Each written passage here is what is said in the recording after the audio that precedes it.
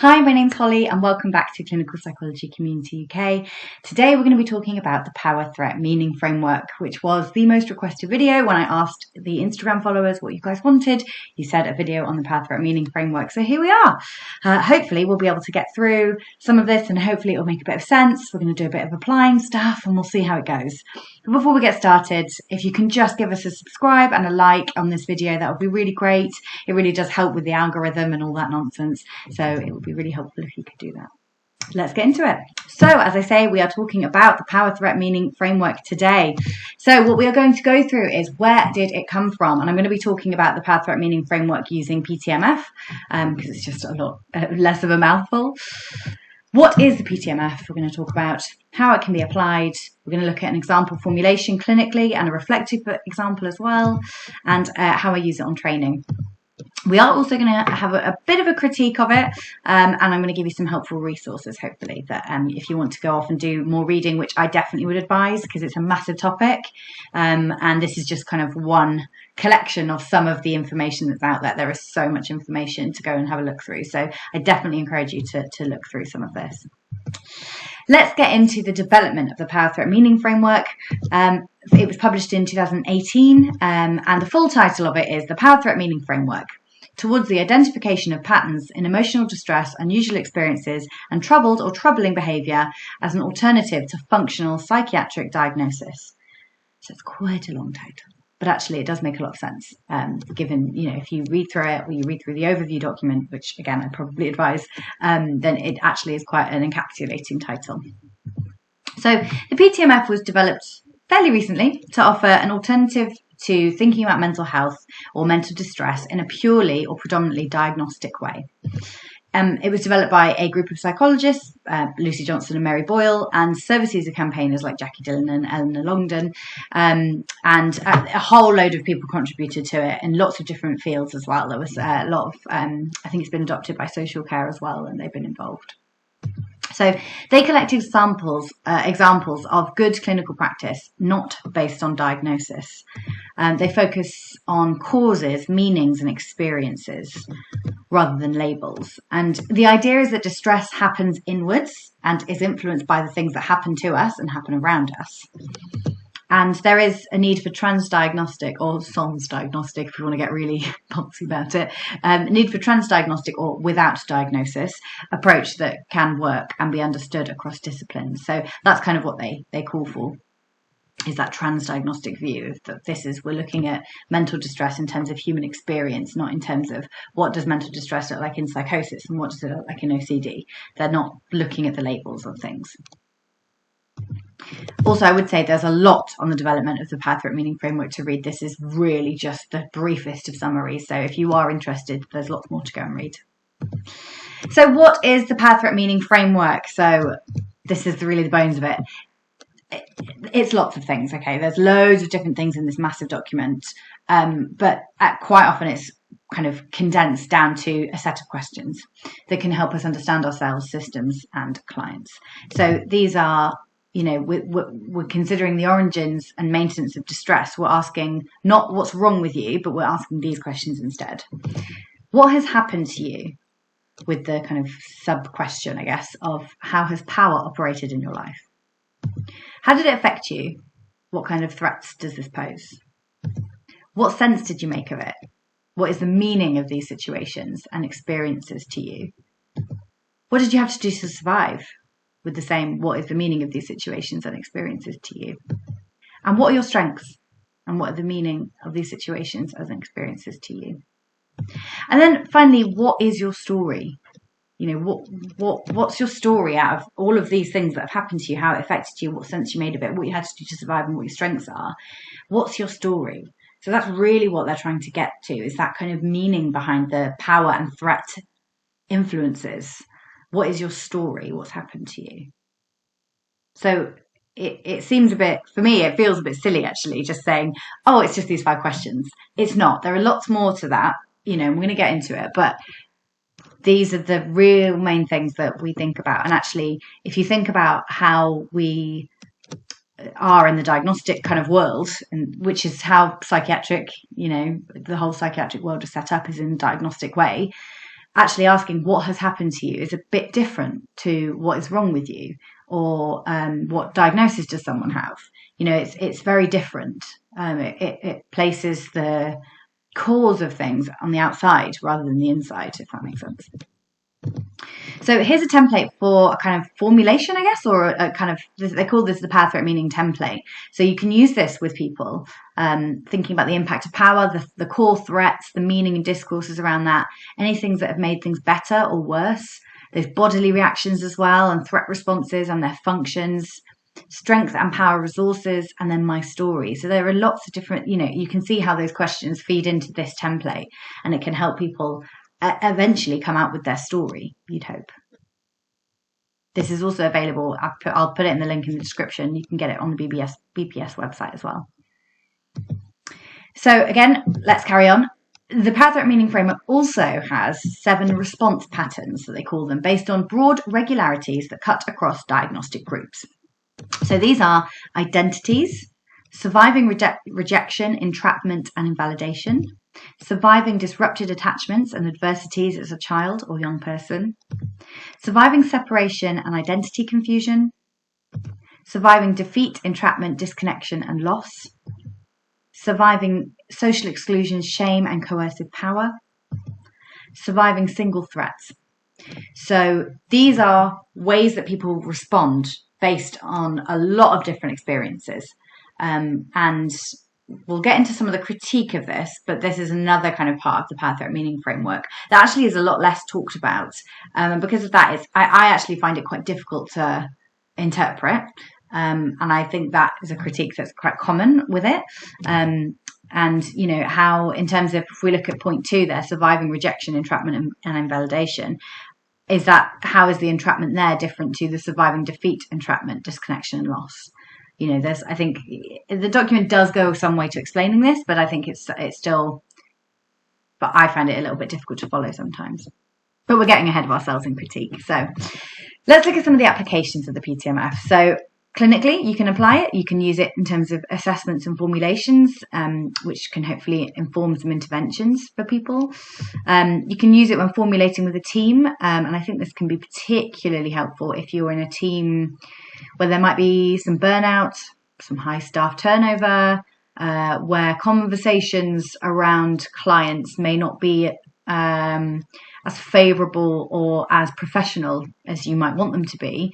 I think sometimes that can happen with diagnosis and diagnostic overshadowing. Oh, they're only doing that because they're psychotic. They're only doing that because they're autistic.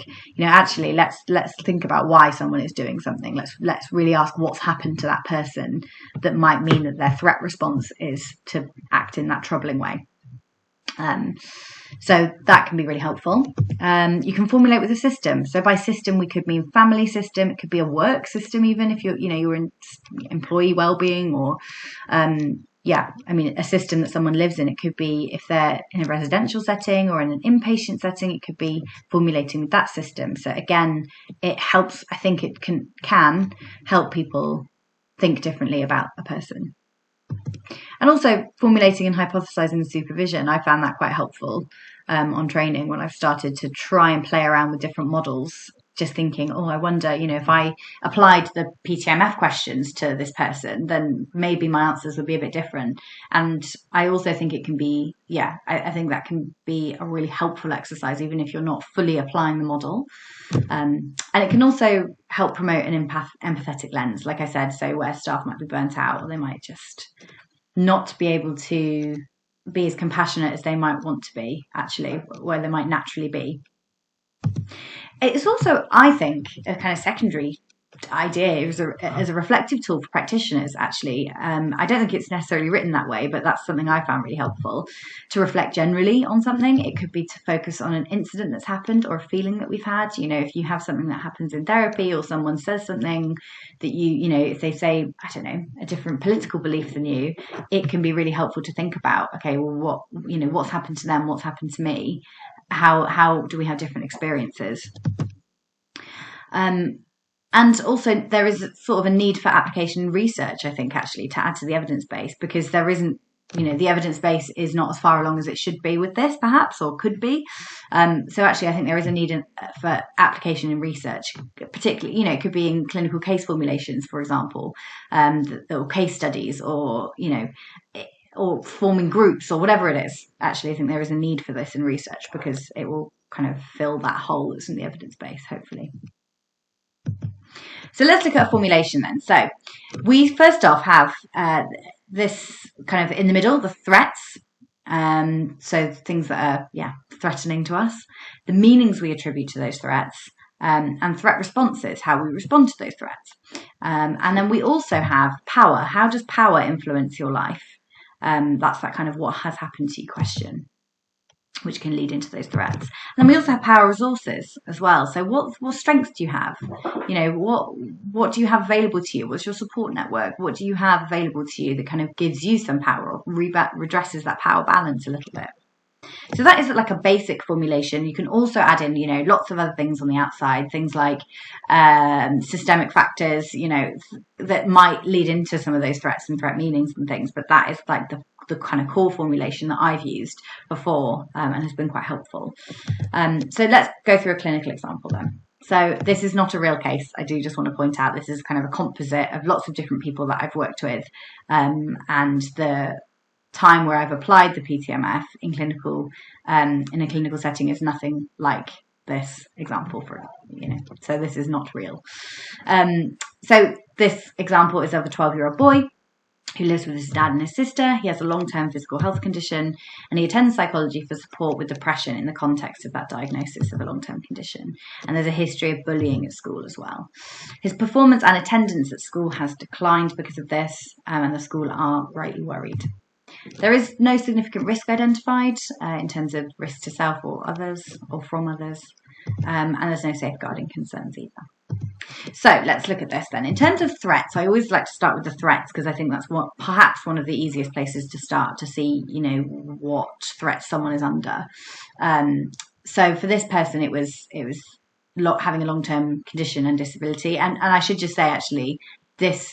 As I say, this isn't a real case. So I'm formulating this less so with how I might formulate it with the person, particularly a 12-year-old, but actually more how I would bring it in supervision possibly.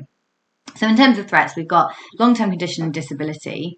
So disability being a threat, not being able to do the things that your friends can do, for example, not being able to, knowing that actually your life is going to be different to everyone else around you. And when you're 12, that's quite difficult, I think. Particularly, again, when we're thinking about the disability identity. So what does it mean to be a disabled person, which we'll come on to in meanings, but having a disability, a disabled identity, what does that mean for somebody? Also, the bullying is quite a clear threat, both physically and emotionally. And then another threat is that health is actually not a given. This is quite a young age to learn that health is not a given. So that's kind of a threat there as well. Now, some of the meanings, for example, for this person, I can imagine, having worked with a lot of people with long-term conditions, that something about disability for them felt like, I'm not able to do anything. And my disability makes me different. I could be bullied more. And working with children, young people, that is a really clear thing for them. They don't want to be that different. They want to be able to fit in. They don't want to get bullied, And I think there's also I have no control over my life, which again is such a young age to really know about that sort of thing. That's hard. So there are some of the meanings. In terms of threat responses, there was an avoidance of school and the outside world, leading to social isolation, giving up things he used to enjoy, and kind of focusing on the negatives. And I think a lot of those things, actually, if we looked at the list of symptoms for depression, there you go, they'd all be there. So I always think that about threat responses. It's interesting that actually they tend to fit the symptoms. So that obviously leads back to threats. And then if we think about power, this person is a child. They're in year 8 at school. So they're kind of, one of the younger people at the school. They have a disability, and it's a visible disability in terms of this condition. So you know, how does that actually affect the power?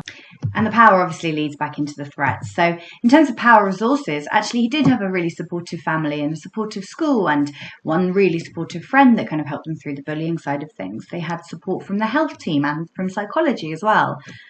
But it's still actually, you know, they may have more things in the power resources, but in terms of power, those are big things. You know, being a child, you don't have any power, really. So even though there are lots of support around, ultimately it doesn't change their power status, if you like. So that can make things feel even more, I guess it can make the threats feel even bigger. So that's an example of a kind of clinical, how you might apply it. And again, as I say, this is how I would probably use it more in supervision. And it depends on the person, you know, you might be able to talk through all of these things, but you might not. And this is kind of how I thought it'd be helpful to see how I use it on training. And I haven't used it all that much, to be honest. You know, if I'm being really truthful, I haven't used it all that much. But we use it in teaching. So reflecting on and formulating vignettes. So it can be helpful to just sometimes just take that approach of like, actually, let's take a PTMF approach. Like, what has happened to this person? Even it just is sometimes as simple as that. And I think that can be how we can integrate these kind of approaches. Also on placement, mainly, I think I probably use it to formulate with clients, to formulate with teams, and also in staff training. So particularly around changing some of the language we might be using and the way that we approach discussions about clients. I think that's been really helpful.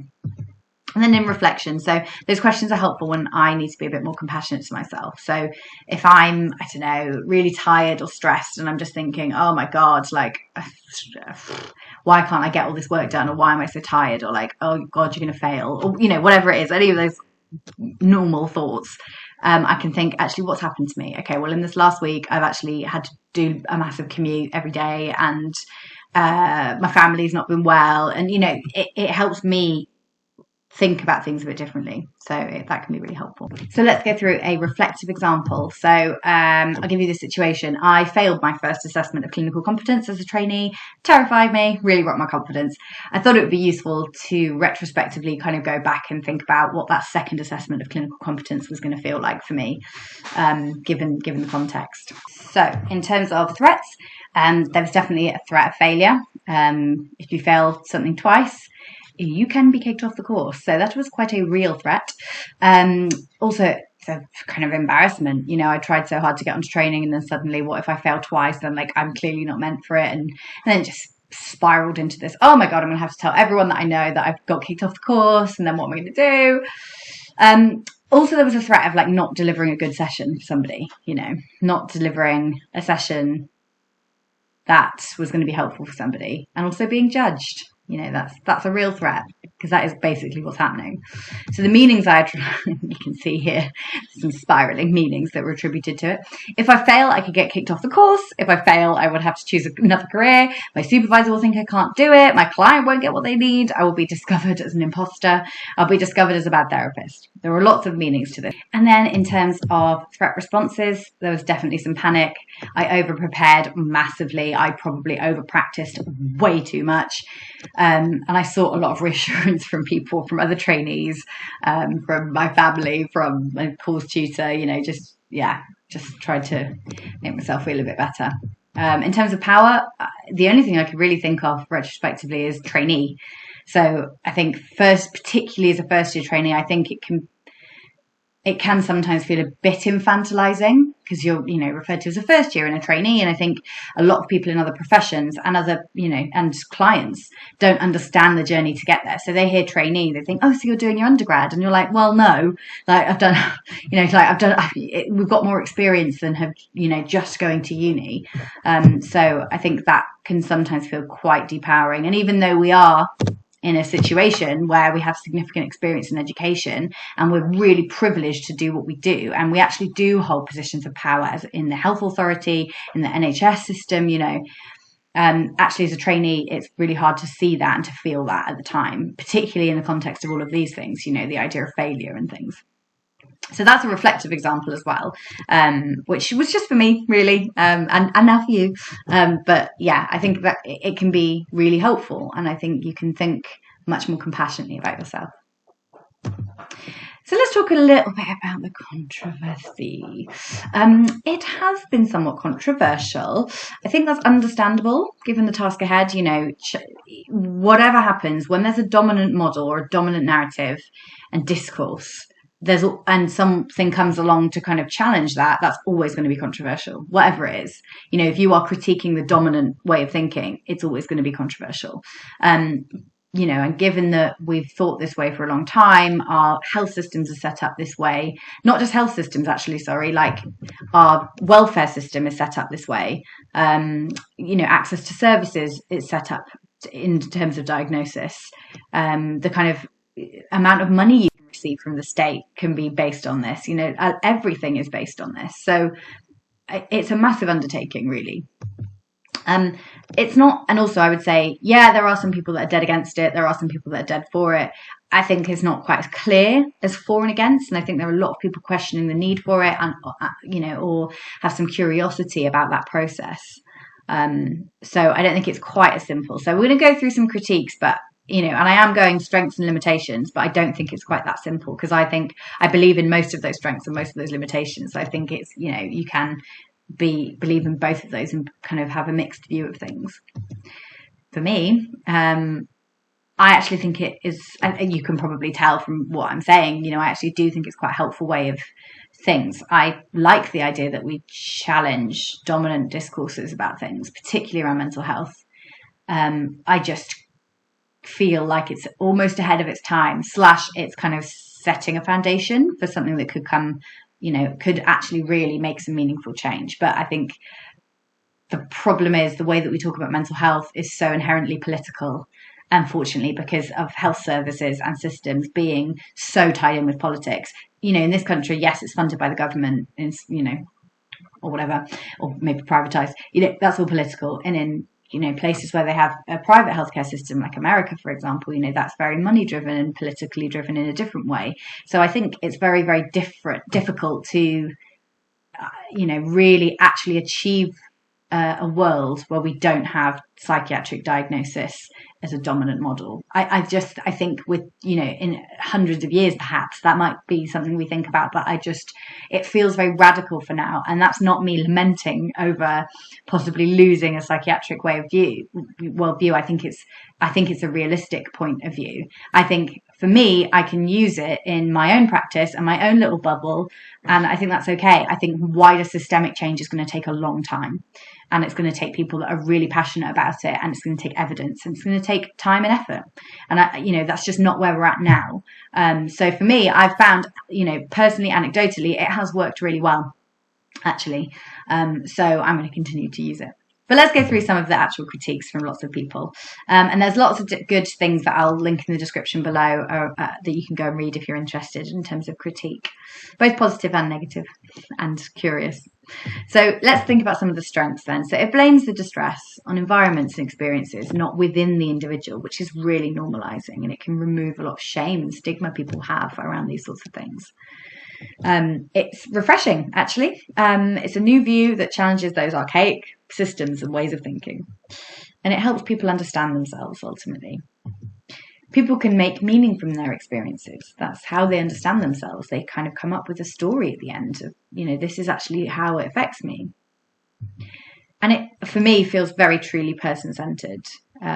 If we just look at the application with a person, you know, formulating with a person, it's the most person-centered way you can think, rather than going, they've got depression, so which of these symptoms do they have? You know, that's trying to make the person fit the diagnosis. But if we're going, okay, what's happened to this person? What is their experience? What's happened to them? That's truly person-centered for me. It also focuses us on the issue of power in mental health. That's something that the dominant narrative doesn't really consider, and it's starting to maybe think about it a bit more, but this places it, boom, front and center. You know, what has happened to you? How has power impacted your life? That's the first thing, really. And there are lots of other strengths. There are loads of others, but these are just the ones that really resonated with me, I guess. In terms of limitations, some people argue that it is a simplistic explanation for all forms of mental distress, and that there might be different nuances and things to consider. And also, being realistic, diagnosis is required to access some services, and that's just the way the system is set up. So if we were to remove that, which I don't think we're actually going to do at any time soon, as I say, but if we're actually going to do that, then how on earth, those two things don't go together. They're two diametrically opposing things. So how can we kind of, there is a lack of evidence base. It's new, and more evidence is needed, more research is needed. Some clients really value their diagnostic labels. People that have been on waiting lists for, adult autism or ADHD have been on lists for years potentially, and they finally have an understanding of themselves. They finally can explain to employers why they can't, be in a busy, crowded office all the time, or, they need reasonable adjustments. It can be really helpful. But literature reviews supporting the Power Threat Meaning Framework were not systematic, apparently. So that is definitely something to consider. It's more of a narrative review than a systematic kind of review, which is that gold standard. The PTF document is hard to follow. It's really hard to follow. And I think it's because it really is quite a meta way of thinking about things. And it's new as well. So, it is hard to follow. The overview is slightly easier, but it's still a bit tricky to follow. The response patterns, as I say, those 7 response patterns do somewhat resemble diagnostic categories. So I guess the question that a lot of people that argue against it are asking, well, actually, why are we just rebranding the diagnostic patterns and saying that we don't need diagnosis when actually that isn't the case? Whereas the PTMF argues that it's a transdiagnostic view of things. So yeah, it's all a bit tricky. And again, there are lots of other limitations to it, but these are just the ones that kind of really resonated with me.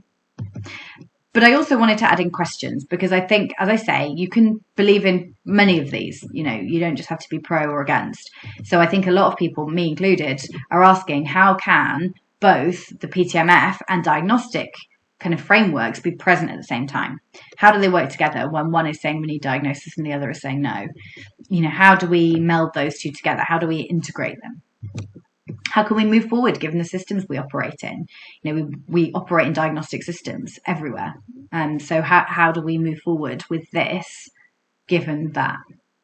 And also, how can we include everyone in the conversations? I think that's another strength, actually, that the PTMF had, is that it did consult a lot of service users and people that this is actually going to affect, and it got their voice involved, which is something the psychiatric diagnostic field perhaps is not that great at. So how can we include everyone in these conversations? So that's a real snapshot of a critique. There's lots of other things to consider as well. So in summary, the PTMF has inspired important conversations about power in mental health systems and mental distress, undoubtedly. And there is controversy surrounding its design and dissemination, but I definitely encourage you to have a look at further if you're interested. It can be applied in many ways on an individual level or on a group level. It can be used as a reflective tool. Ultimately, it is here and it forms part of the conversation. So what do you think? Let me know. I'd be really interested to know what you think in the comments. I'm going to go through some really quick helpful resources, and I'll make sure they're all linked down below. On Instagram, we've got the creative clinical psychologist who's done a wonderful piece on this. So yeah, I think you can buy her stuff on Etsy as well. So if you want any printouts and posters of them all, so that's definitely one to have a look at. On YouTube, you can search PTMF, there's loads that comes up. Dr. Ray Middleton's done a few as well, which has been really helpful in terms of preparing for this. And the BPS website has also got some information as well. Lots of information, in fact. Thank you so much for watching. I'd really like to know what you think in the comments, because this is a big topic, and it might be that I do an updated version in a few years when we've got a little bit more information and we've all had time to practice it and think and see what we, see how we've experienced using it. But ultimately, it is here. It is forming part of the conversation. So I'd really want to have that conversation with you. Let me know what you think. Thank you so much for watching, and I'll see you next time. Bye-bye.